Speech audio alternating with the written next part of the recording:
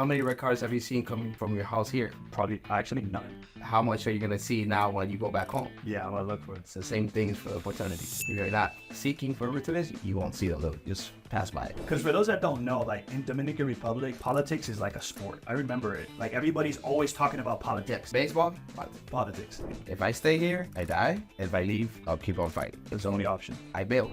When we were growing up, I had a lot of things, and I always wanted the things that you had. Really? Which was what? Just The simplicity? he was at that hospital, and when we got there, at least I got to see him. It was. All right, we are live, my man. What's up, Leo? What's up? Long time no see, my brother. Yeah. Good to see you. Flew in this morning with the whole squad, the whole family. squad. How was that trip? Like a flight? Was that your first flight with both girls? Yes. How was that? So was it that long? Birth flight. It's my first flight with both girls for the first time For the first time. because I haven't flown. Neither of them have flown before? Yeah, like, of course. When they came from the art, Okay. but not as kids. You know. It's Right. Yeah. insane. Insane. You know, it is. One wants to get on the luggage. The other one wants to. Of course. It's a lot. I know from experience because Nathan, well, both of them now, whenever we travel, and they traveled a lot now, Miami back and forth for the most part, but they like to get on the luggage while you're rolling it. Yeah. And I had one luggage, 2 kids. So imagine that. in one luggage. They wanted to be both on them. So, yeah. No, I love it.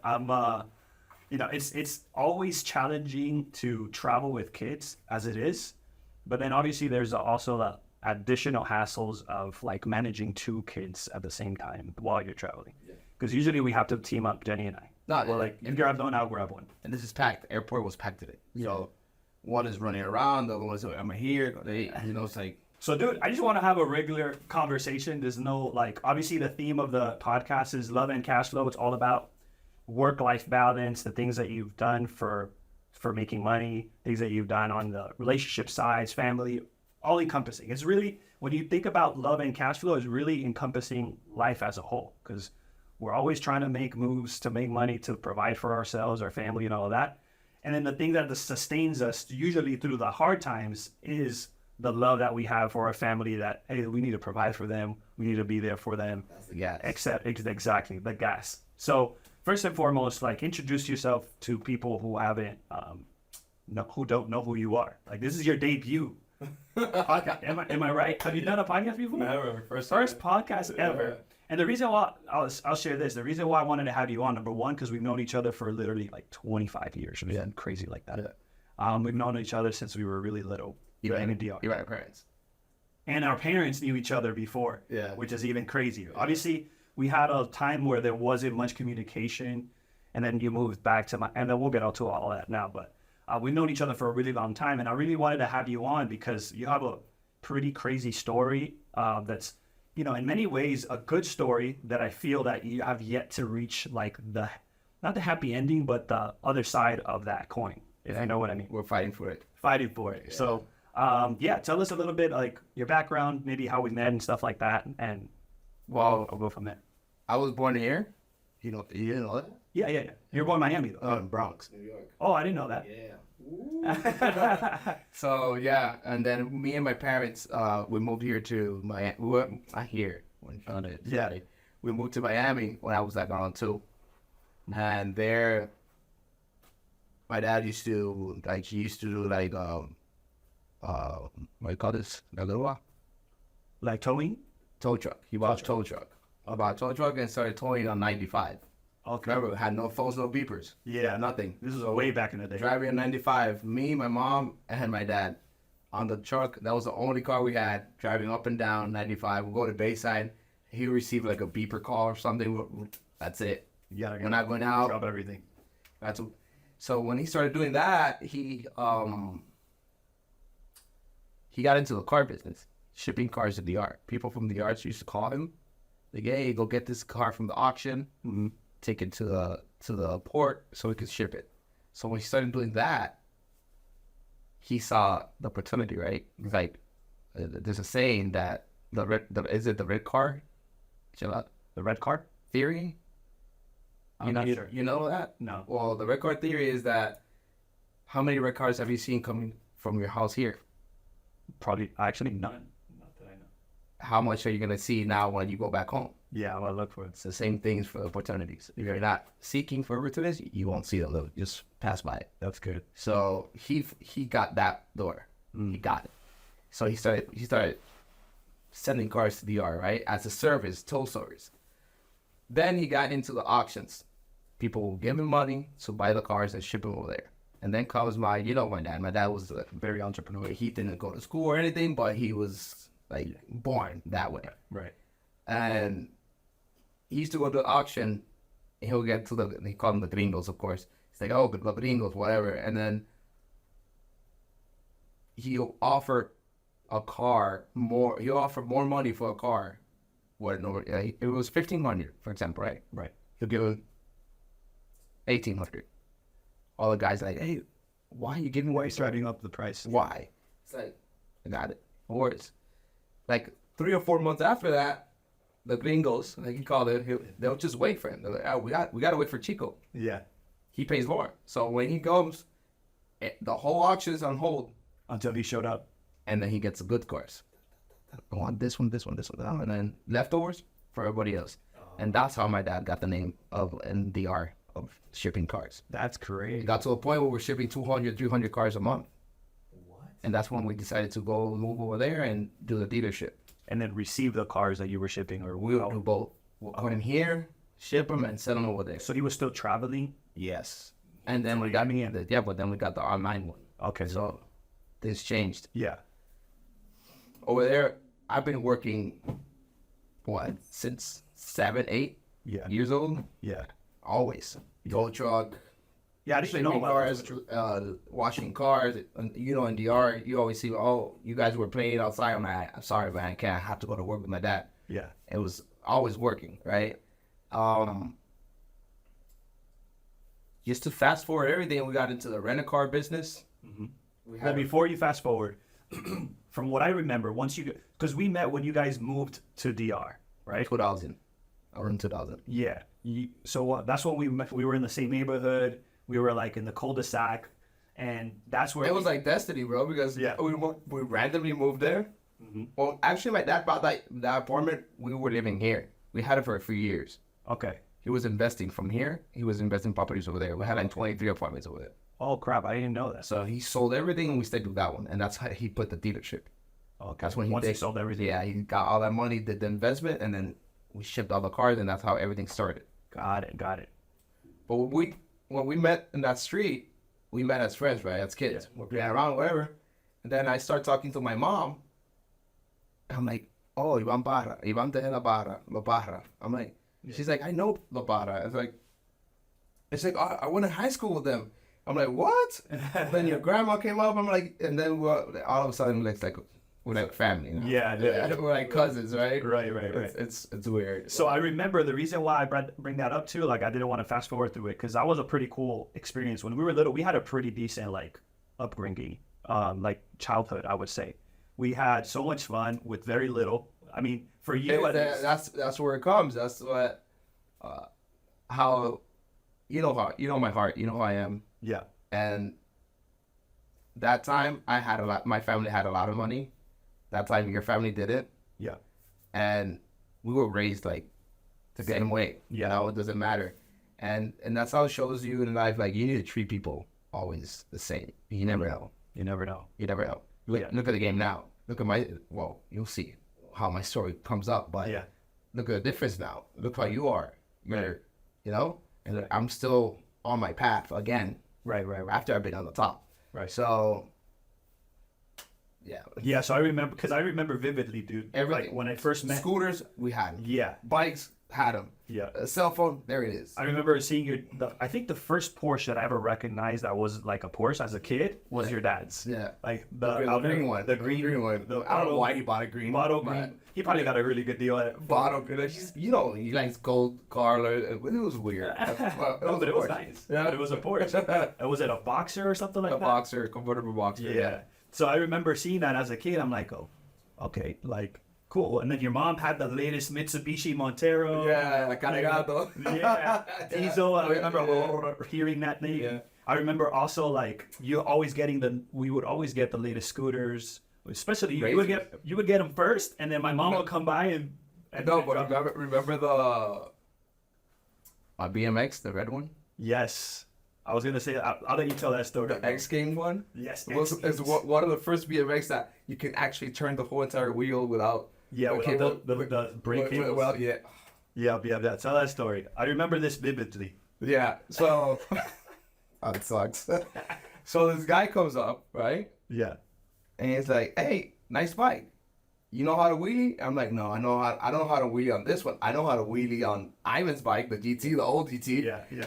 And he's like, Which was much lighter. Yeah. And then he's like, oh, let me try it. I'm like, yeah. Let me show you, whatever. Yeah, go ahead. Starts wheeling. You're like, wow, that's far. Like 2 blocks down, I'm like, whoa, that's far. Yo, Ivan. I was like, he just stole your bike, bro. I'm like, oh, man.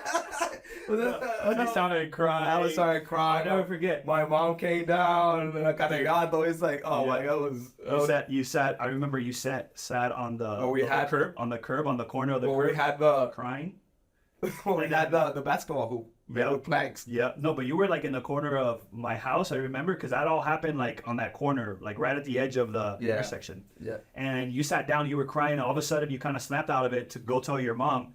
And then 2 minutes later, I just see your mom just driving all the way down. And you never saw him. Obviously, he was long. Hey, enjoy my bike, man.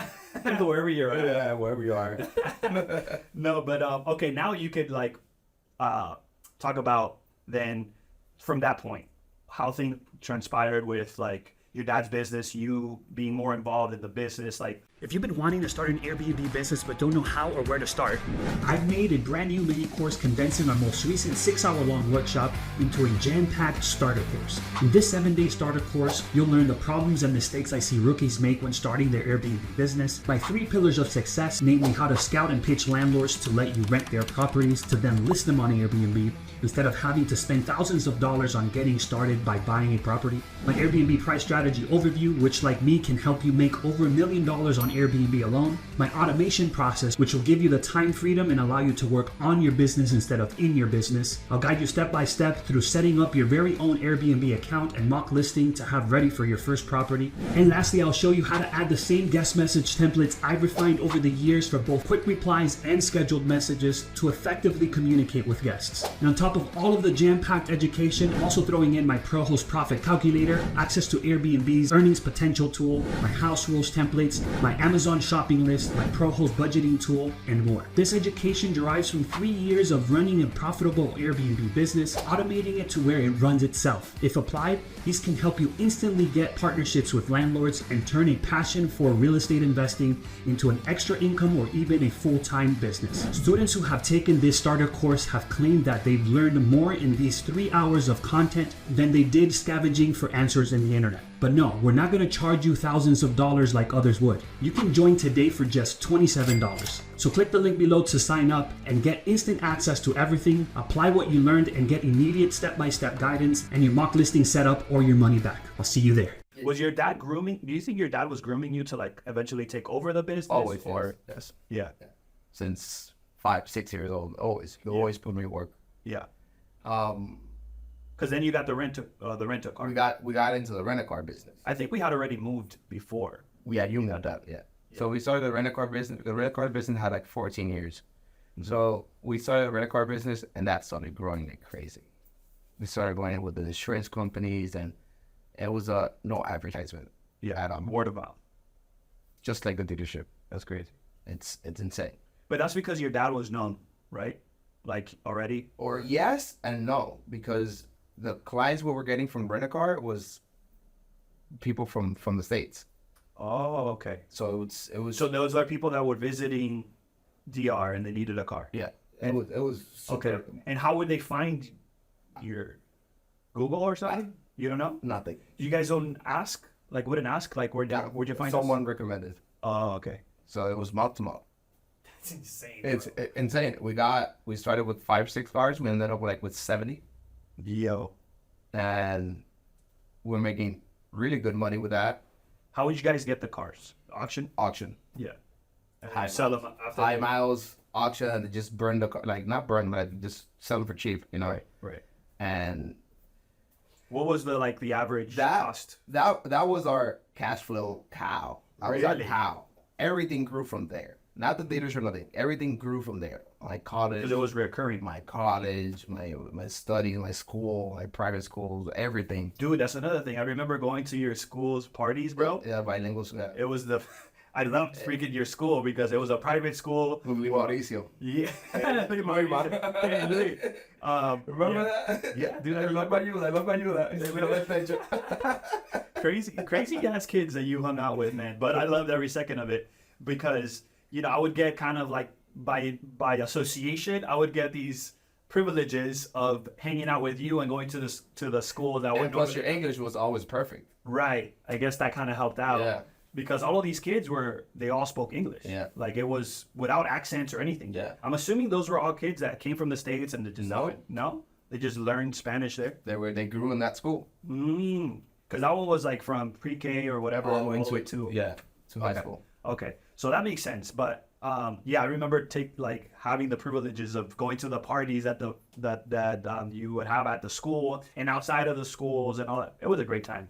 I remember that was also like my first girlfriend. I think was one of the girls that went to your school. It was one of those girlfriends that I probably never even kissed her, bro. Yes. It was like, oh, tenemos amor. That was the funniest thing. What were you gonna say?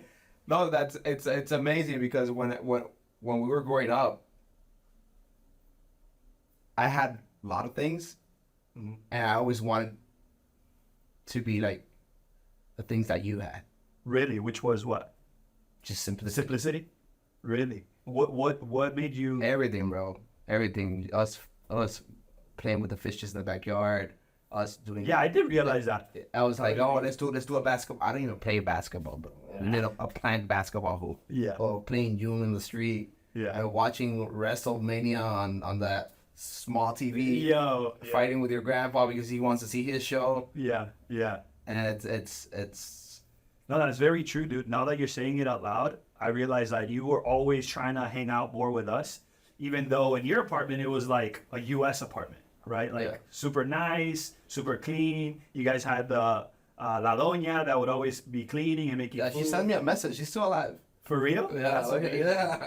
She's old. She's very old. For real? Yeah. That's amazing. And for those that don't know, La Doña is basically the lady that would help out with you, taking care of everything. House. Cleaning. Yeah. All encompassing. Yeah. I guess it would be nowadays like a house manager. Or something like that. Well, in our country, it's normal. That's super normal. Like apartments have a house manager room. Right. They're designed that way. Yeah. Yeah. So I remember, growing up with like you were my best friend out there. Like, you were my first best friend. Yeah, we were always like inseparable. I remember, dude, you would always, whenever you wanted to go, because you always had, and I've told you this before, but I want to say like on the record, you always had such we fought a lot. Yeah, we did fight, but not that much. Like I would fight more with my brother than with you. Yeah, we fought. But I was the weak one. But I remember whenever like you wanted to go do something, you're like, dude, we picked up like skateboarding. It was like, oh, Ivan, let's ride. And then they would drop us off. I still skateboard today. Maroña? ¿Cómo? Maroña skate shop. Yeah, so we would go out there in the half pipes and skate and all these things. And you know what's amazing about you bring up the skateboarding? Remember that kid? Cuervo? No, but me suena. He used to skate with us in Maroña. Okay. You remember that green board I had? The globe one? It was like light green. It was like this. Oh, yes. I gave it to him. That was his first skateboard. I gave it to him. My old skateboard. You know he's a pro skater now, right? For real? No, I didn't know that. He's a pro skateboard. That's wild. But you know that it perfect segue to what I was gonna say. You gave him that skateboard, and you've always been. Oh, I borrowed that. Oh, did I borrow it? I don't even know. I know we bonded a lot with him, but yeah, he's a pro skater now today. That's amazing. But I remember that whenever, even if you wanted to go to El Colmado, the corner store, and buy a Coke and a snack or whatever, it's like, Ivan, come, and then you would buy me as well, like, because we weren't, I would say, I always classified as far as our lifestyle out there was more like lower middle class. It's not like we lacked food. We always had shelter. Mm-hmm. We didn't have the luxuries, I would say. Yeah. would fall, right? Because Yeah. Manny and I, my brother and I, were always like in this debate. And even with my mom, it's like, no, you guys were good. Like you were good. You had a house, you had food, you can play, Right. stuff, but you wouldn't travel, you Right. wouldn't do these crazy things or whatever. Right. Yeah. Yeah, we didn't have the finer things in life, I guess, but we always had everything Everything. that we needed. Yeah. But that was just like, I was gonna say that's just like literally a testament of like the type of person that you are, because you've always been such a giving person and looking out for other people's interests from since back then. And I'm sure we'll see little snips and pieces of that now as this story continues. So tell me more. Then after that, the business is growing, rental cars blowing. Yeah, then we got in, let's fast forward a little bit. I got into engineering, and once I got out of college, we put a construction company, right? Your dad funded that? Yeah, we opened the company. We did 2 or 3 buildings. The one I used to live there, I built that one too. And then all of a sudden, I don't know how everything got mixed up. We started renting bucket trucks, the ones that you work on power lines. You also had the construction company was the company that built in that same area like 3 different buildings. Is that what you're Yeah, talking about? yeah. 'Cause I remember all of a sudden hearing like, oh, it's in the Chico. Yeah. It's también. Yeah. So that's you already graduated, and then you No, two of those were during while I was studying, and the other one was after. Okay, so you helped out with building one of them. All of them. Oh, all of them, even before you were. Yeah. Got it. Okay, understood. All right. No, but the first one was like it was half business and a half. Oh, like half commercial and then residence on top. Yeah. Okay. Yeah. Which is very common nowadays. And then we had a financial situation back then. That was when that President Baldwin. Uh-huh. I won't bring up names.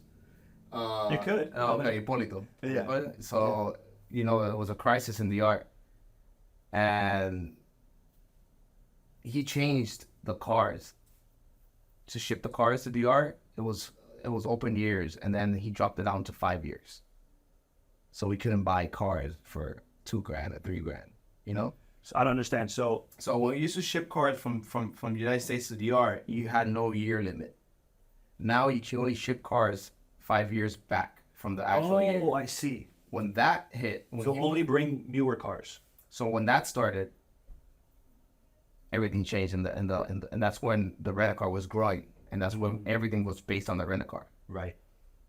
But during that crisis, it was like an angel that God sent, and there was this lady asking to rent un local, Okay. and Like a commercial space. Yeah. One of the buildings. and my dad's like, I don't sell them, I just rent them, but I'm selling the whole building. She's like, for real? She went to her house, she brought a check, signed it. She's how much? My lawyer's gonna see you tomorrow, and she owns the building today. She bought the whole entire building. That's crazy. And that was the saving grace because you guys were already in like financial bind. Yeah, Okay. and that's where the rent-a-car thing grew, like for real. Because you were able to deploy that money into the rent-a-car. Yeah, Because now you had to change the fleet. Is that what you're saying? not the fleet and the dealership side. Remember, you used to buy a car here for $2,000, and then eso eran 250,000 pesos in the art. People couldn't afford that. Yeah. But when they did that, cars were 400, 500,000 pesos. Right. So even way more. So It's a different demographic. So we went from selling 50 cars a month, selling 4. Mm-hmm. Right. That's it. Because your market, your audience was the lower end. Yeah. Okay. So we injected into the rent-a-car. Like I said, money cow. Yeah.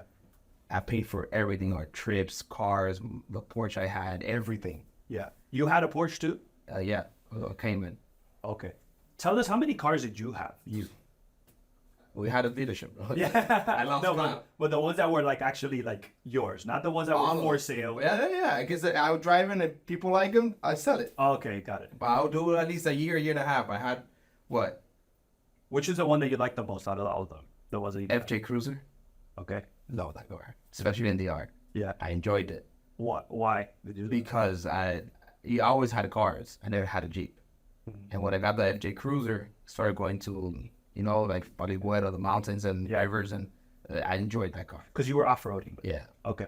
And yes, I'm a Mini Cooper guy. Dude loves Mini Cooper. I love Mini Coopers. It's something I don't know. Yes, I remember. I love Mini Coopers. You've always liked compact cars. Hatchback cars. I love it. You even liked I remember when the first the new Beetles came out. We had one of those. You I had a loved black that car. car. My dad had a black one, convertible. I was like, whoa. Such a chic car. Yeah. You loved it for whatever. I had a Fiat Abarth before I came here. Uh-huh.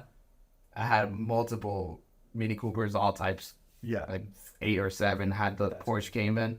I had a Mercedes Benz, a 200. That was my first car my dad gave me after school. Yeah. What else? A plethora of them. Because you got access to all of them. Yeah, Whichever one you BMWs. liked, you end up. But me and my dad, not me myself, me and my dad bought a 2019 turbo Porsche recently before I moved here. Oh, really? Yeah. Was it 2019? So was it a year? We ordered it on 2017 and we got it we ordered it in 2016. 0 miles, like brand new, or? We ordered it and then it got delayed in production, whatever. And then all of a sudden, when we're going to have the car, we're going to get a 2018. The guy's like, hey, you just wait like 3 or 4 more months and you can get a 2019. And so we got it in early 2018. Got it. And That was the pride and joy. yeah, because it came from where I was like, I've been working with my dad, but when I was working right after college, that's when I was like busting it, you know? Right. And especially when we started the engineering company, like I said, we started renting these bucket trucks to the power company. Mm-hmm. And all of a sudden, they started asking for drivers. And we need a technician. Well, how did that happen? Like the whole bucket company, how did that even come about? So This episode is brought to you by our partners at Wealthy Creator, the go-to experts for entrepreneurs looking to elevate their personal brand and unlock new income streams. With their proprietary Pineda method, you'll get a tailored blueprint. You'll master content production and discover monetization secrets that work. Don't just work hard, work smart, and let Wealthy Creator guide you to your next level of success. Visit the link in the description below to learn more and start transforming your personal brand today. Now back to the episode. my dad, he went from entrepreneur to Politician, I guess. And he's not a politician, but he's a good-hearted guy. He was. And he got involved trusting politicians, which you know how it is. Yeah. Because For those that don't know, like in Dominican Republic, politics is like a sport. I remember it. yeah, Like everybody's always talking about politics baseball, year round. that's it. It's never Baseball, politics. politics. That's it. It's crazy because here you rarely ever talk about politics, but in DR, if you going to the corner store, whatever, you're probably going to hear someone talking about politics. Yeah. So he got involved on the side of like funding. I don't know how he got to that. He was president. He was president from the Dominican Republic, but before he was president, Who was president? Danilo. Oh, okay. I thought you were saying your dad was president. I missed that part. So I don't know how he got involved in that group. Yeah. And we did campaigns with him. We bought a RV. Mm-hmm. One of the first RVs we took to the was ours.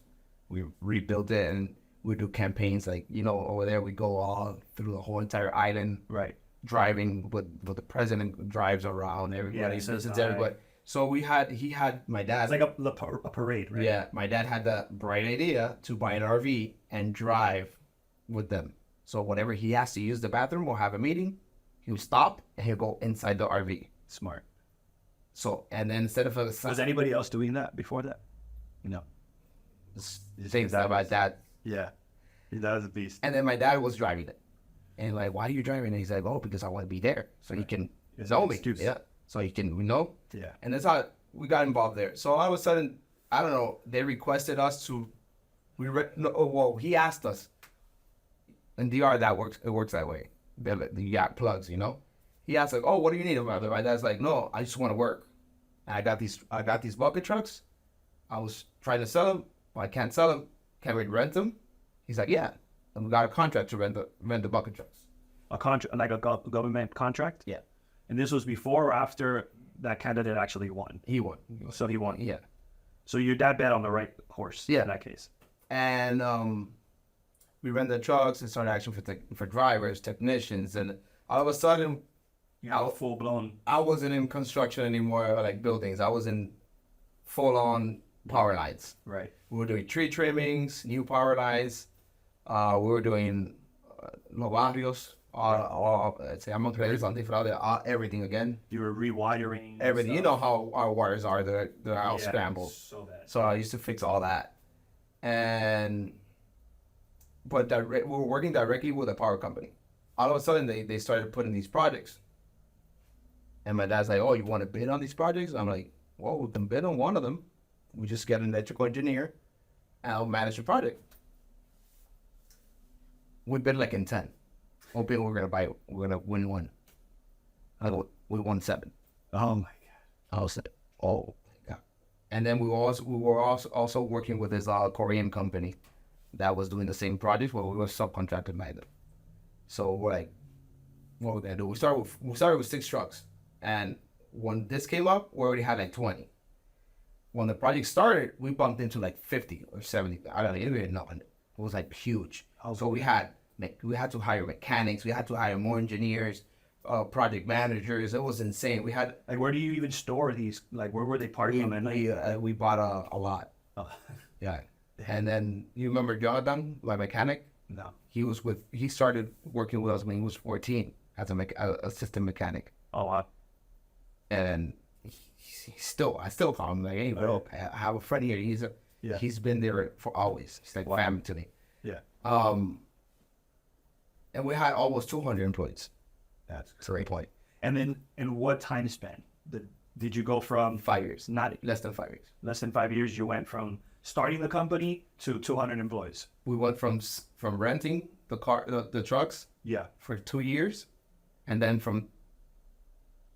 and within 3 years, The company actually boof. blew up. And this is because you were getting like government contracts and We were bidding on projects. Yeah. So what happened was we bid on 10 projects and we got 7. you didn't expect that. You No. thought you were going to get at least one. Yeah. There comes, and then when we started doing the projects, and everything was getting kind of out of hand because the government was having some issues on the electrical side of over there it's not private, it's owned by the government, the electricity. So we weren't getting our payments. And So you were frontlining all of the we bought all the employees. materials. You bought everything up Yeah, front. and Salvador, we bought what, $700,000 of wire. In El Salvador? Yeah, To ship it to DR? to put it. Yeah, Okay. Just 7. That's one material, That's crazy. and That's not including labor or nothing. none of that. Okay. yeah, and my labor was what? I get to the math. It was what? Only $1,500. Intensive, what you say? Yeah, it was like 35,000 every 15 days. Like every 15 days. Yeah, plus diesel for So the truck. $70K just in labor. Yeah, like month. it was like 19 to 20 grand weekly of diesel for the trucks, Yeah. plus a broken tire. Miscellaneous Yeah. So, but what we're getting through, and remember, all this is coming from, we had some investors that my dad brought in, because I didn't manage that side. I didn't manage any negotiations or contracts or whatever. That was all your dad. Yeah, what I managed was Operations. projects, do the projects. Right.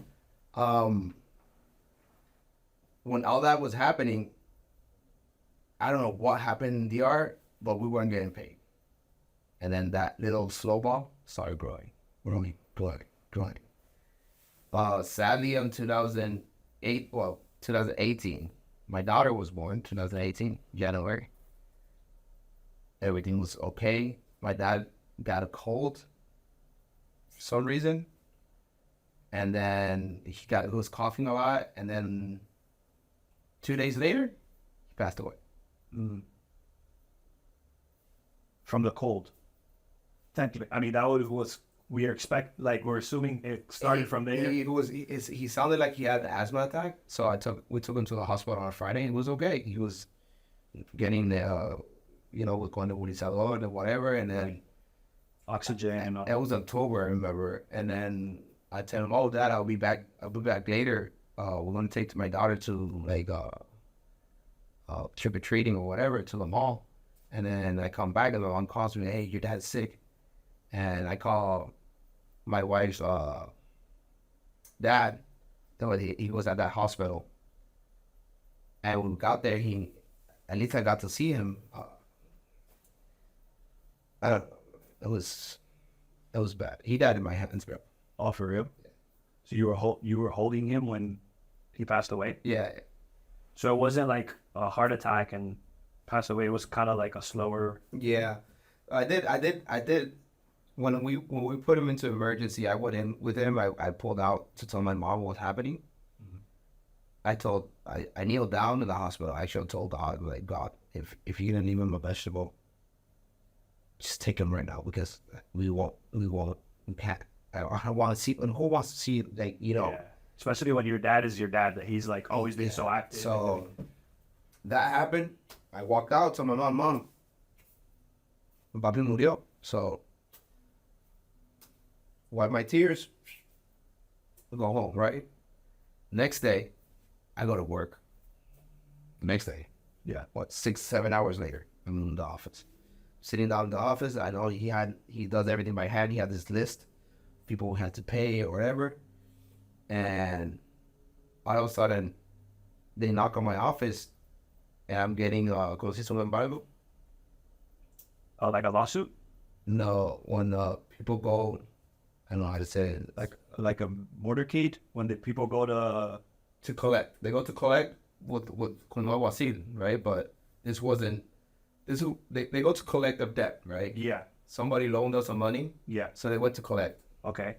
But was it like on a mafia tip? Like, No, it was on paperwork or everything. Okay. But the way they went, it was illegal the way they did it, because we weren't past due with him, and we weren't out of the date of the contract or whatever. so is it safe to say that they found out maybe that your dad passed away or I something? don't even know how. Okay. I don't think so. But they went. You know how they are. They went with like 50 guys, Oh, wow. and they raided everything. Really? They raided everything. They took With you there? Yeah, I was grabbing whatever cash I had in money, my passports, hiding everything. My mom. Well, you're not even past due or Because remember, we had the office in the same building where my mom lived. Right. And This downstairs, right? Like your parents lived downstairs. So they started taking the cars, rent a car, everything at the porch. They were after the porch. I took the porch, I hit it, and I'm like, bro, I don't know what's going on. And then it was getting kind of aggressive. It was people with guns and things. I called the president. This is hours after your dad passes away? Yeah, that's 10 hours after. What in the world? Okay. I called the president. I'm like, hey, sir. How do you have access to the president? My dad's phone. Oh, okay. So you used your dad's phone because you knew he I had sent been a communicating message. with. I'm like, sir, my dad passed away yesterday. I think you already know this. This is happening to me. And that day, he went. He sent his squad. He sent the military or whatever, and they helped me out. And took you out of that situation, that believe. Yeah. But he himself went? No. No. He just sent his people to come get you. And then he went to the funeral with my dad, and he sees me crying. I'm like, sir, it's not the moment, but I don't know when I'm gonna see you again, but I need help financially. I just need to get paid. The only thing I need to do is get paid. If they pay, if For the work that you already did? yes, my projects were done a year and a half already. Wow. So if they pay me, I'm okay. Never happened. Never got paid. Never happened. Went to everybody. I went to my dad's phone, and this is me. I'm only child. It's me, my mom. That's it. That's it for a year. Yeah. I missed out my whole entire life, my whole entire first year of my daughter. Right. Because you were trying to figure this She out. wouldn't sleep with me. She wouldn't. She didn't even recognize me as her dad. This is where my marriage started breaking down. Shade, I was always telling me, hey, we should go to Miami. Just leave everything. Let's go. Even before when my dad was alive. Oh, really? She's like, let's do our thing on our own. I'm like, yeah, I didn't keep on going. you know? Why do you think she was proposing? Women have that sixth sense. That's true. And we're blinded. Yeah. And almost, But do you think that also you felt almost like indebted to your dad to be able to now like not with my dad. I've been working since 6 for this. Right. I've been working my whole life. Right. I created that with him. Right. So it was mine. No, for sure. Okay, so you didn't feel like a sense of like No, because we sacrificed. No. You just wanted to keep chucking along because there was opportunity. Yeah, I was ready to be retired at 31. Right. Right. But $2-3 million in Dominican Republic. Right. Had you gotten paid, the story would have been I'll be completely different. Super set. Punta Cana. Hey, come to my villa. Yeah. Yeah. Okay, but that didn't happen. Well, before we even get to the next thing, do you know to this day like why it was or what happened that your dad passed away? So yeah, my dad, he had a blood clot. Okay. Here, and it went through his lungs. Oh, okay. And I said, "Man, embolia pulmonar." Okay. And then for those that don't know, like your dad was like heavy set ever since I known him. Like that dude will freaking break their bones with one finger. Yeah, but that was my first family member that passed away. From both sides of my family. Oh, really? That's crazy. And before, like, even younger, I would think like, oh my God, what am I gonna do if my dad passed away? Oh, right. I really didn't even. It didn't cross your mind? When it happened, I was shocked. I was a different person. In what way? I thought I was gonna break down. I thought I was gonna, like, that's it, quit. Yeah. And no, nothing like that. Like you had to carry the load for you and your mom and your family. Yeah. Like you My had new to family. Your new family. And Yeah. when all that happened, I stayed struggling, trying to figure out. When I saw my balances, I was like, what they owe, because they were paying me, but small chunks, 30 grand, 20 grand, when I needed. Yeah, just your payroll. That doesn't even cover 15 days of payroll. So when I saw what they owed me and what I owed, I was like, whoa. There's a discrepancy. Yeah. No, there's no way. Yeah. If they pay me, there's no way I can do this. If they don't pay you, you mean? And I lost weight. I was. Yeah. I went from 210 pounds to 160. I wouldn't sleep 2 weeks without sleeping. I wouldn't eat. 2 weeks literally without sleeping. Like sitting on the couch like this. I have the videos of the security camera in my house. No video of it. Shayla's like, hey, oh no, man. Yeah. You're stressed out. I was stressed out, figuring it out. Losing my hair, everything. No way. And everything was getting kind of tense. Employees, everything was tense, right? Shayla couldn't go to the park with my kid. I had security guards with me. I was like, I can't do this. I'm out. You have to hire security guards? I said, I'm out. But let me ask you this before you're out. Like, what prompted you to get security guards? Because there was already altercations that happened. Yeah. Oh yeah. They were kidnapping my car, my trucks, the guys, because they knew that my dad passed away, and they sensed it. They talk. Everybody talks with New York. Right. And they're like, oh, this company's having this. And I'm gonna stay with the truck because in case I don't get paid. You know how it is. Right. So it was getting kind of tense, and there was this moment that clicked on me. I was like, if I stay here, I die. If I leave, I'll keep on fighting. And there's only options. I bailed. Yeah. I didn't talk to anybody like that. I just told Shayla, I'm leaving on Friday. She said, where are you going? I'm going to Miami. And what's gonna happen? You're gonna sell all the furniture, and then you come in. And that's why I moved. And that time period, how long after your dad passed away that you actually moved? A year. I moved to the United States. I used to Miami in 2019. Okay. I flew to States 10 grand. Imagine that. Yeah. Especially down south. Yeah. How that is. Yeah. And I was like, oh my God, what am I gonna do? Bought a car, still have it. Yeah. And started Ubering like crazy. Yeah, that was your job.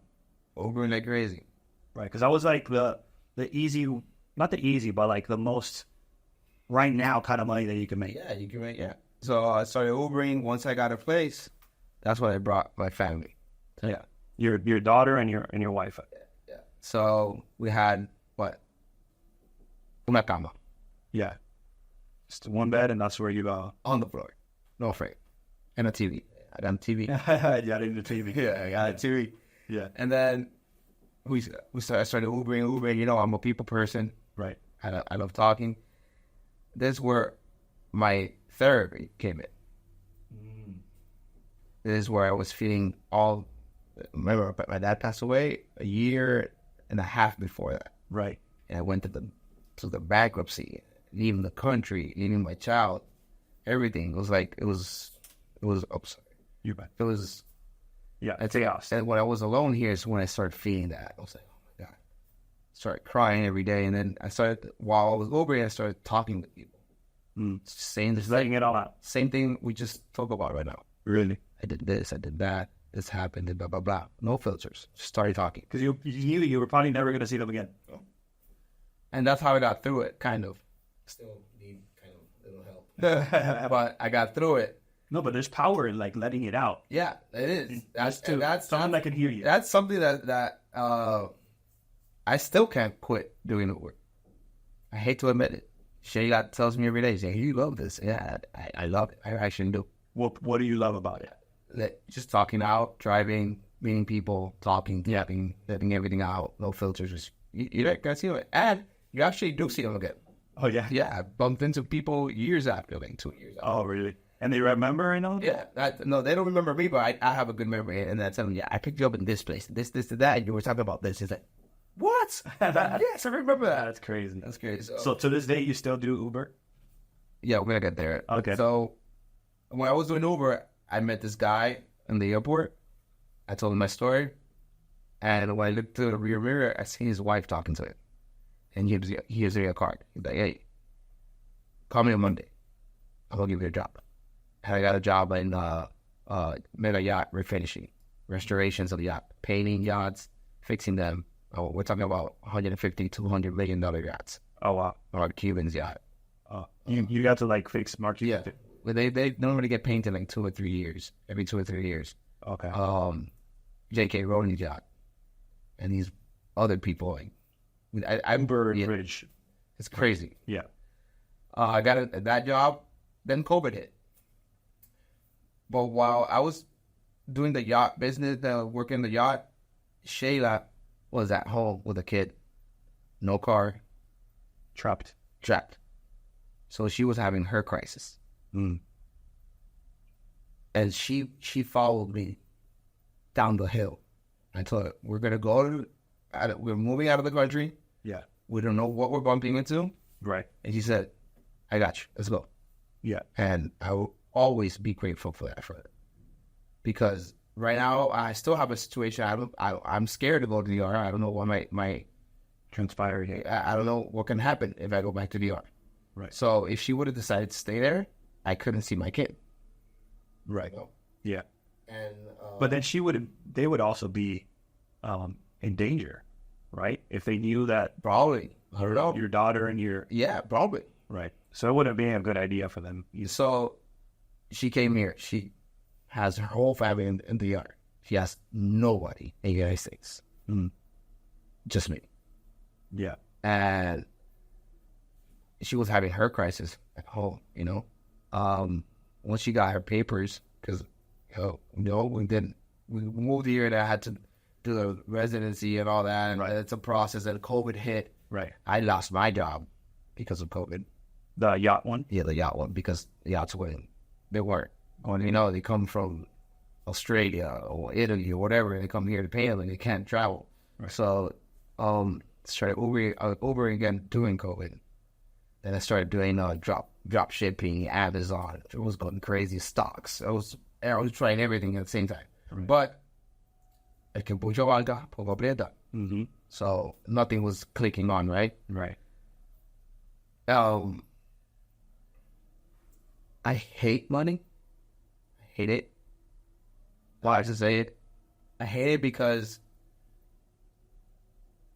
it's something that you have to have it in order to everything be kind of smooth, but it's not like I'm, you know what I mean? It's like I'm not after it because I want money to be rich and want to show it, because it's that in order for me to give certain pleasures to my family. Yeah. It's a, how do you say it? It's a tool. It's a tool at the end of the day. That's why I hate it. Because you have to have it. You have to have it. Yeah. You know? Yeah. And when people say, "Oh, financial doesn't affect your marriage," it does, because you're stressed out. I'm the guy, and we stressed out. I'm stressed out. I'm a typical Dominican guy. When I'm stressed out, everybody has to be stressed out.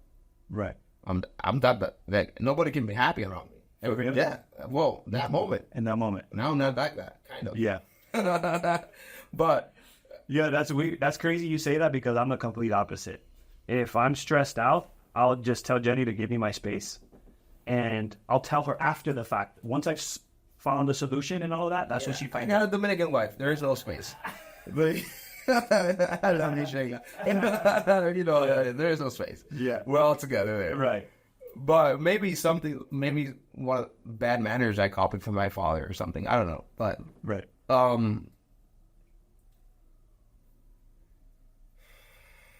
All that went through, and then when Sela, my daughter, started going to school, I was like, oh, finally. Now Shayla was started working. Shayla was doing Amazon Flex with my daughter in the car.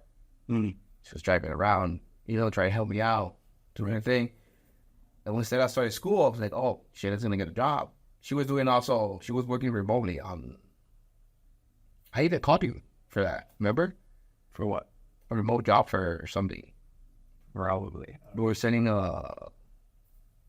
fix credit scores, remember? Oh, yeah. Mm-hmm. But then she got something into with COVID, vaccines and all that, online, like talking. Then COVID stopped. She lost her job. And I'm like, okay. Said that's when I start school. She can start work, whatever. She decides she wants to get a divorce, to separate. And I was like, now, how did she arrive to that?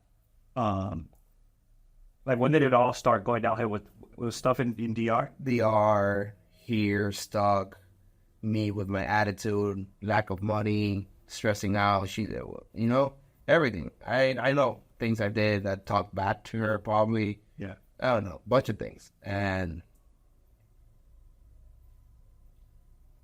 I lost my marriage, right? Hurts to me. I moved out. I was like, okay. She did tell me something, that she is my right to die for always, because she said, Leo, I'm struggling here. She was struggling financially, very hard. But I will never leave the art, because you need your daughter and she needs you. So I'm staying here. And when she told me that, I was like, this is somebody that I have to be grateful for my whole entire life. Right. I'd do anything for that woman. Right? Started Ubering again with another car they gave me, Chevy Tahoe, 2007. And I started getting into the limo service. She gave me the down payment to buy my first Suburban. I bought 2019 Suburban. Mm-hmm. I was driving in 2007. That broke down. And then she gave me the down payment to buy a 2018 Suburban. I got into the limo service. 2021, I did $150,000 driving for Uber and Lyft. Wow. No outside clients on the Uber and Lyft. I was like, wow, this is it. But how many hours were you putting in? No, not even. But remember, 2021, Florida was the only state that was open. Mm-hmm. So everybody was flocking over there. But how many hours a day were you putting in? I'll leave my house like at 7 p.m., get back home like at 2, 3 a.m. Oh, so you were doing the night shifts. And I work like Wednesday, Thursday, Friday, and Saturday. That's it. Okay. And then other days, let's go to Disney, let's go to the park, let's go do this, let's do that. Yeah. But I never got the chance to invest here. That's where one of my issues came, So spending the money. Mm. thinking that was forever. And I got in an accident. I lost that car. Wait, 6 months after. Again, it's like bankruptcy. Move out of the country. We're getting a divorce. Yeah, like you don't see the light. I just got a car. It's total. Yeah. Then I got the one I have now. I kept on Ubering. Then Uber died. I was into limo service there. Uber, Lyft, and limo service. Then Uber died out. I was like, what am I going to do? Meaning nobody was That's it. job Died. Yeah. because it was during COVID. Yeah. And then Uber rates went down. It was everything just, even right now, it doesn't even work over there. Oh, really? So I said, okay, let's do engineering. Let's go. Try to get a job. And all of a sudden, one of my boys from college, I didn't even know he was living at the same place where I was living. And he called me, and then he got me a job. That's where I'm working now as an engineer. He got me a job there. I'm working as an engineer. And sometimes I have my clients that I do, right? Clients like for Uber, Lyft, old clients. Yeah. So I still drive for them, which is still good money because they pay me real good to have it. Yeah. And they pay you direct, like they hire you direct? Yeah. Yeah, into the company, yeah. Okay. And again, set out of school, got my job. Even though I'm living apart from my wife, everything's like, okay. Somewhat settling. Yeah, she's gonna get a job now, because I was helping her out. Everything's gonna go there. And she got pregnant by another guy. She wasn't mine. We're separate. Yeah, yeah. It's normal. It's not like she cheated on you. So when she was 6 months, she told me. I got pissed. I was like, oh, fuck. Yeah, I'm sorry for that. No, you're fine. But finally, we're gonna get on track, and then this happens. I'm like, okay, whatever, let's go. Bubble, it's daddy. She's like, what do you mean? Like, no, daddy, have your kid, let's go. Yeah. Let's keep on going. Nothing happened. I'm like, what's up with the guy? Yeah, he's there. I want to meet him because, Yeah. I see my daughter every day. Even though we're separate, I see my daughter every day. Yeah. So eventually you're going to bump into this guy. No, and he needs to know that I'm not trying to overtake his parenthood, Right. But if I see my daughter every day and I'm taking my daughter to the park, I'm taking his child to the park too, Right. I'm not going to leave the sister there. Right. And then we met. He's like, oh, he was kind of scared with me. I'm like, bro, we're chill. Your family. Why do you think he was scared? I don't know, because typical Dominican. He's Dominican too, but they think you know how we are. They think very macho. Oh no, Yeah. I'm not like that. You're not like that either. Yeah. Right. He thought I was gonna be a different person, and when I told him, hey, bro, your family, he was doing Turo. I'm like, your family, I'll help you out with the card, whatever you need. And I said, let's do this together. He was shocked, right? Yeah. He bailed. He only seen his daughter once. Oh, maybe twice. I don't even know. We're still separated from Shayla, and I told Shayla, that's my daughter.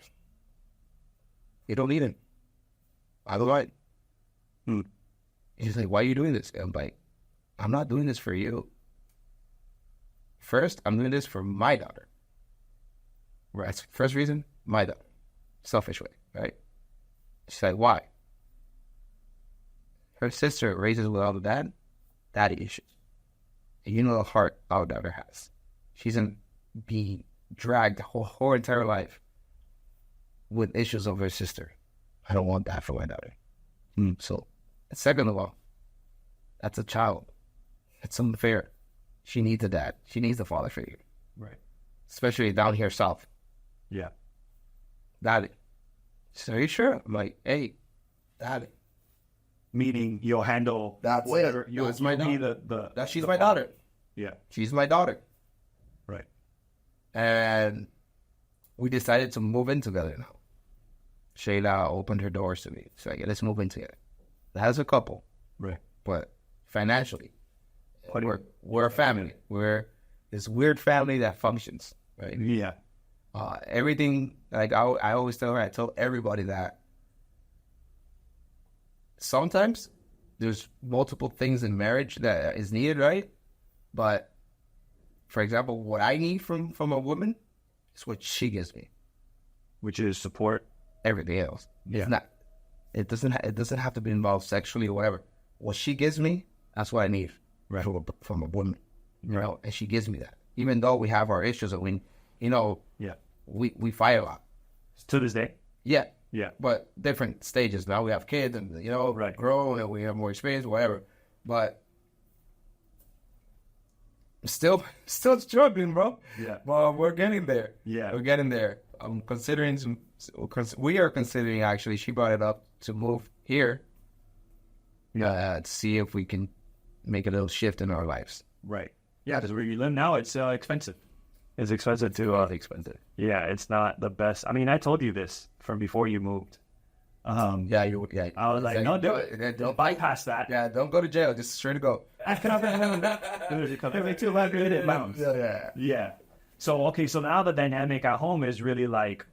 Because I'm thinking about it from the perspective of... We're a modern family, let's say. Yeah, you're like super modern. We're still married. We were married by the church. Okay. Iglesia Católica, and we're still legally in papers. We're still married, but I feel that I'm still married. I don't know her. We need to bring her here to see it. But I feel that you guys ever talk about that? No, you don't touch that subject. I'm scared to bring it up, and I don't know her. Yeah, her stance on it. But I feel that I'm married to her. I don't know if it's weird, but I mean, it's not weird unless it's like reciprocated, right? Yeah. Like, do you feel like she's the same? It's my family. No, but do you feel like the same way? Even though she doesn't say it or whatever, I know she feels the same way. And she says it. She's like, she says it. Yeah. Because I mean, it's kind of weird, right? Where I'm thinking about like the perspective from your daughter's side. I was like, mom and dad live together, but like I'm trying to figure, like she's trying to figure this out in her head. But we sleep in separate rooms, or how does that like? Yeah, we'll sleep in separate rooms, but my daughter hasn't brought that up yet. Oh no, she got it. I mean, she's super smart. No, I know that. But the dynamic, like she can't put two and two together yet. But even though we were living in different houses, she always felt she had a family, right? Like a family. Yeah, because you were there all month. Yeah, always. Yeah, and like I said before, remember I told you when I went to the bankruptcy, that first year, I missed out on my daughter's first year, and that's something I promised that I will never do. Right. I will sacrifice whatever to be there for my kids, plural. Yeah. Whatever. I say it straight up in the office. My daughter has a Christmas, whatever. I'm out. Yeah. Oh, the building's in the fall. I'm sorry. I'm out. Not my problem. Yeah. No, that's important. And it's important also because that kind of plays really tightly into like what this podcast is all about. And it's all about like love and then cash flow and financials and all of that. But which one takes priority over what is super important? Love. You know, because at the end of the day, you know, all we have is like money can come and go. You know this very well. Money can come and go. But at the end of the day, our family, the people we love, our children, especially. If something happens to my family, that's it. That's rock bottom for me. I thought I hit rock bottom when my dad passed away. Yeah. But just like my kids and Shayla, right, untouchable. It's like that's it. Yeah, like that's your breaking point. That I do everything for everything. Yeah, because the thing is also like going back to like what happened with your dad and all that. You know, the Bible says that God will never give you something that you can't endure. You know, I'm paraphrasing here, but and even though I know that was extremely difficult time, you know, your only child, your dad, you've been working with him side by side since you were 6 years old, 7 years old. I feel like obviously you went through it and you're fighting the good fight, right? Like you're going through it. You still have the residual stuff that are trickling from that whole effect, but it's something that you're handling, you know, on a daily basis, and you're overcoming it, and you'll see. Maybe because I talk it out and over. Maybe. Well, I'm still going through it. Maybe that, but then maybe also because you have someone who's supportive, you know, also that's lending you the extended hand with, you know, Michela, and then your daughter, the joy. Even this. Yeah. This right now is. Yeah, it comes out. It's good to let it out. But also the fact that, imagine if you've gone through all of this without having your daughter, for instance. Because what I love about children, what I love about children and our kids is that the whole world can be falling apart and they'll never know. And they'll always be like, Daddy, and there'll be that piece of joy that you need in the perfect time. And those are small mistakes I've made with my daughter. Well, she was smaller, maybe she won't remember, but I've noticed the rejection when, you know, my attitude towards her because something happened. You would take it out on her. Yeah, not on her, but bringing that energy into the house. Yes, to her to shape at the moment. And now that she's bigger, she's like, Daddy, you're grumpy. Yeah. I'm gonna walk out with I'm gonna walk the dog. Yeah. You know? Yeah, because he'll call you out now. You have a daughter. Yeah. So you're the standard for her boyfriends, or husbands. 5%. So we have to be the best version of ourselves. Yeah, 100%. And you know that's something, like I said, like I kind of alluded to a little bit earlier, is that for me it's a little, I don't know what it is. When I'm having a difficult time, because we all go through stresses and the business and all these different things, I feel like it's my role and responsibility to have my kids and my wife always be happy, and not me be the one that brings stress and unhappiness to them. And by that I mean, like, if things are going on that has nothing to do with them, like to this day, bro, and a lot of people will probably criticize me in the comments about this, but to this day my wife doesn't know how much money we have in the bank account.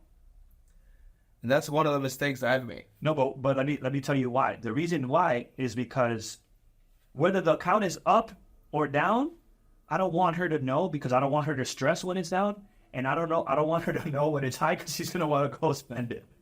And it's kind of funny, but at the same time, it's like it's mostly because of the latter, right? It's mostly because I don't want her to ever feel any type of stress, and I feel like that's kind of like our role as men as well. And that's one of the mistakes. I don't know. You've always worn your heart on your sleeve. Like, you've always been like really in touch with your emotions, and you've always been that type of dude. One of my biggest mistakes that I've done, and it hurts me, is that I've hurt my family bringing things from that bad energy to my house without even wanting that. You know, I'm like in an unconscious way. Right. And when I noticed, it was too late. Like, for example, when she said, "Oh no, that's it, we're out." Yeah. And the second of all is that fight I have with God. Yeah. He's like, yeah, why you here? I'm like, I got you. And then I'm out. Yeah. Touch and go. Like that. And then I know that's my battle right now. You're trying to get closer to God, but it's like something holds you back, type of thing? Or it's not me that holds me back, but it's like small things. Like, for example, we go to church. We started going to church again, me and Shada and the kids. And then suddenly I was like, screaming in this church. Yeah. You know, and we're like, oh, we're going to start seeing it on the house, streaming, and then that's it. Yeah. It doesn't work out. It happens again, but yeah. No, it's one of those things, like, especially it's important to, when it comes to the church side, like they have, usually most churches at least have a ministry for kids. And the idea there is that they can get their version of what church looks like while mom and dad and adults go into and receive. Because at the end of the day, if you don't receive and you don't pour into yourself, there's not much you can pour into them, right? And at the same time, if you don't let all the toxicity out when you're in the Ubers, when you're doing this, like things like this, you're gonna take it out on them in another way, because you're not gonna really let your emotions come out how you normally would speak with, say, a stranger or something like that. So I think that dynamic of, you getting closer to God, I think that all of these different things that you've encountered and gone through in your life, where you've been in the highs of the highs and you've been in the lows of the lows, it gives you a good parameter and lets you know what you truly value in life. And we already know that it's not money. right? And what you truly value at the end of the day is family, relationships, meaningful friendships and stuff like that. That's important. That's what comes in now with friendships. So I've been here in the States, like, 4 or 5 years? How many times have we spoke over the phone? Oh, 8, 7, 6 times? 10, less than 10. And before that, years. Well, yeah. Right? Yeah. And that's something that clicked because I lost all my friends in the art. Most of them. Most of them. And friends don't have to talk to each other every day. They don't have to be there every day. Yeah. We're not friends, we're brothers. Right. 100%. And part of everything that I've been through, I've put you as my role model. That's what I want. Like, before I used to see that way to me, right? When we were kids. Now that's how I see you. I tell Shane every day. That's what I want. I want to follow his steps. But that's when you tell me, hey, you have to come here and sit with me here on this side. Wow. And I want you to know this because most of the things I've been through and I've pushed through is because of those videos you post on Instagram or what you're talking about. When I call you, oh, no, doing this, I'm doing that. And entrepreneurship, I miss that because I used to have it. It wasn't mine. It was my father's. Yeah. When that left, and it's just look at it like it. Yeah. Well, I'll tell you, man, like, I'm flattered, number one, but, for me, I don't know. It's hard for me to, like, receive stuff like that because I'm so flawed in so many ways. And I'm pretty open with... We're all flawed. Yeah. Yeah, no, and I'm pretty open with, like, as far as I don't talk about things that I don't actually live. So it's not like you'll see a post about anything or my family and we're, like, faking the funk, which you'll see a lot in social media. They're just faking, happy family and all these things. Yeah. Like, all that is genuine, but it's, I don't know, maybe I have imposter syndrome where I feel like it's crazy hearing that from you because I know for also, like, you're not the first one. They won't tell me exactly like you just said it, but they'll say, like, dude, you're doing so good. Like, I look up to you in that area. And, like, the fact that you put your family first. Maybe, I don't know. I don't know how. Maybe it's because of our friendship. Right. And it was the other way around. When we were growing up, you were like, oh, I want things like Leo. Yeah. He always gets a bike. He gets this. He just do it. Whatever. And now it's like we flip, right? Right. Yeah. I've seen you grow. I saw you grow because you used to work. I still have you saved in my number. You work in Circuit City. Circuit City. The Nissan Sentra, blue one. I remember that. Like, here, Leo, we'll take you to Miami Beach. Yeah. I remember that. Yeah. No, it's been a grind. And then, what was it? Buzzwear. Yeah. It's crazy. Yeah. No, it's definitely been eating you grown. Yeah. It's definitely been a grind and, thank God for social media, right? Because it obviously has its negative effects, right? There's cyberbullying, people hating each other. My modern family, people hate it. Yeah. Like people know about it? Yeah. No. Yeah. People know that me and Shane are not together. People know that we live together, but we're not together, and that we have kids and but they have already different. I have another daughter, and then I have my biological daughter, and then people hate it that we're happy. Yeah, people hate that. That's crazy. But to that point is like, there's that negative side of social media, but then there's also the good side, where it's like maybe that couple of videos that I made that impacted you or motivated you in the moment, or maybe contributed to you feeling a little better or hopeful of, hey, Ivan did this. We came from the same block, or we came from the same neighborhood. All of these things, like, I know I can get there too. Yep. So that's the beautiful part of social media as well, because everybody's always talking about, the negative side of social media. But, there's also the and you know what? I'll say, like, to this day, I don't even get that many, like, views, and I'm not, like, famous on social media or anything like that. But when I hear you tell me that, is like, dude, if it was just for you, or when I hear someone else say something that, helped them, impacted them, helped them in their business, helped them in their marriage, helped them or strive to become better. Even this podcast. Yeah. We don't know who's gonna see it, and We don't know. it might touch somebody else's life. 100%. Because there could be people that are going through similar things that you did, or eventually will, God forbid, go through the things that you've gone through, and they'll be able to see how you navigate it. And hopefully this is, because I don't think this is going to be the last time, like this is the first time, but not the last time that you're on the podcast. But I feel that there's going to be a continuation, and then we kind of know already like where you currently stand and where you're at with, you know, family and, you know, cash flow and all of that. And then the next time that we do it, you know, I'm hopeful and prayerful that it will be a different story. Yeah. You know, like I say, hey, dude, we've moved to Charlotte. We moved to where you're at.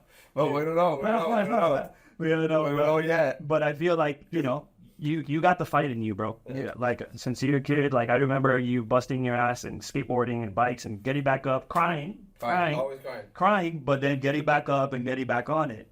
And at the end of the day, that's what matters. No matter how many tears you've shed in the process of all of these different things, I think you have, you know, people that support you, bro. Myself included, my wife, which I think you're just meeting for the second time now. Yeah. But obviously Shayla, your daughter, she's growing. She can input in all of these things. So you have more than enough reasons to continue pushing, and you have the support to do it.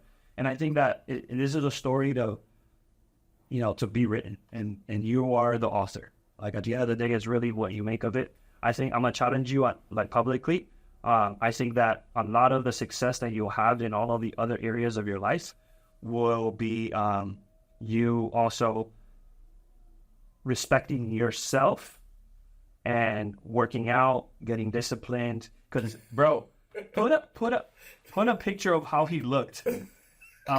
Just a couple of years ago, not even that year ago. Like, here it is, right? And I'm not, you know, I'm really, I know. As a brother, you kind of, I tell this to my brother all the time. My brother is morbidly obese, right? And I always rank on him. It's like, dude, you've been so good. Like, you need to get on it. And the reason I say that is because it's true, bro. When you're able to feel good about yourself, you're looking at yourself in the mirror. You could have nothing going on. Yeah, being honest, when I was in that shape, best time ever. There you go. Like you have that confidence. Yeah. And then that will trickle into every other area of your life. That's true. And I think that it's a sacrifice that you need to make. However, I know the dynamic is weird and you need to help out in so many different ways, but you need to set aside at least an hour a day this is Leo time. This is time for me to clear my mind, take out whatever angers, take out whatever stresses in the gym and make something good out of it. And I guarantee you, bro, that you'll see the results, not just in your physical, but you'll carry yourself and conduct yourself in a completely different way at the same time. So I'll leave you with that one, my bro. That's the first challenge. Let's go. Love you, bro. See you.